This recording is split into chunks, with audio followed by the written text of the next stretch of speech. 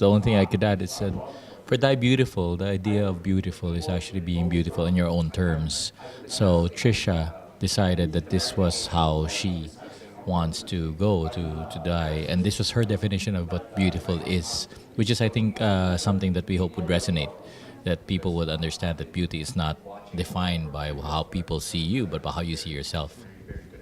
Well, the main actor of Die Beautiful is Paolo Ballesteros. Paolo has been in show business for quite a while, but he has a TV show every day. He hosts a variety show, a sort of a variety game show.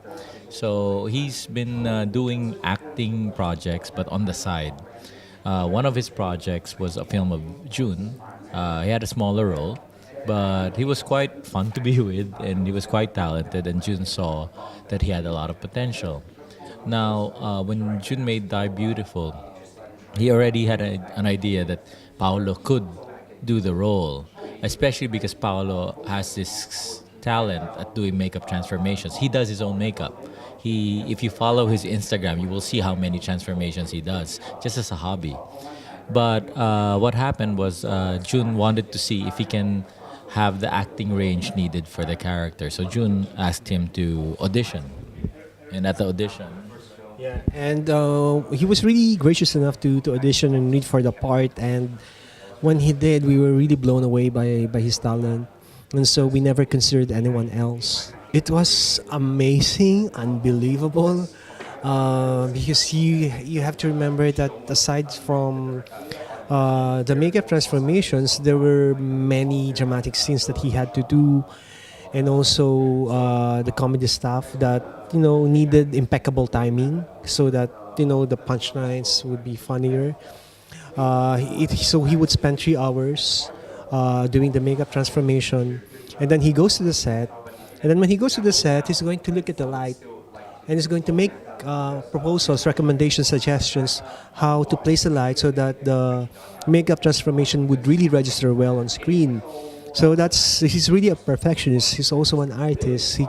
He's really an artist because he comes from a family of painters. So he knows he knows his craft. And so that was an interesting process. It was tiring. It was really challenging because we were pressed for time. But I wanted to respect his craft and his talent. And so we gave him what he needed. When we remember a person's story, we don't necessarily talk about that person chronologically. We often talk about the highlights. We talk about the things. We talk about the funny, hilarious situations that we remember the person for. We remember the sadness, and it's a mix of so many things. It's never chronological, and I wanted to use the eulogy as a structure. It's like when you watch a film, you're going to awake yourself. You're going to a funeral yourself, and you are listening to all these characters giving tribute to Trisha, and that's why the movie was structured that way. It starts, it's different periods in Trisha's life, and in the end, it's really a remembering of a life that seemed so random because when Trisha died, when a person dies so suddenly, you start to question yourself. You start to question the meaning of life. Why is life so random? Why did Trisha have to die so young?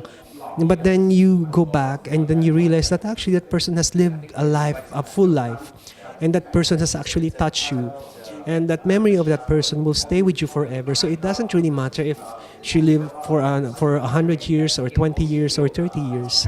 What's important is that she actually left a legacy of kindness and love.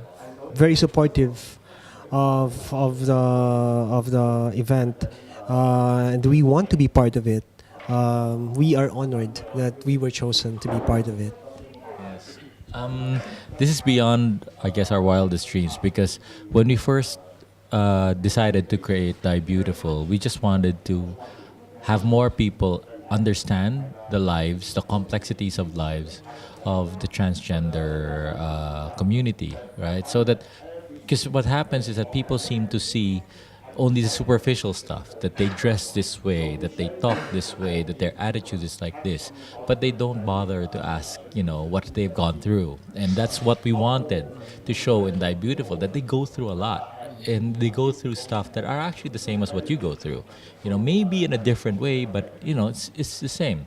So now that you tell us that there's gonna be, it's gonna be part of your event, we feel that wow, it just got magnified to a bigger purpose, and we are thrilled by it. And we really wish the Pride event all the success.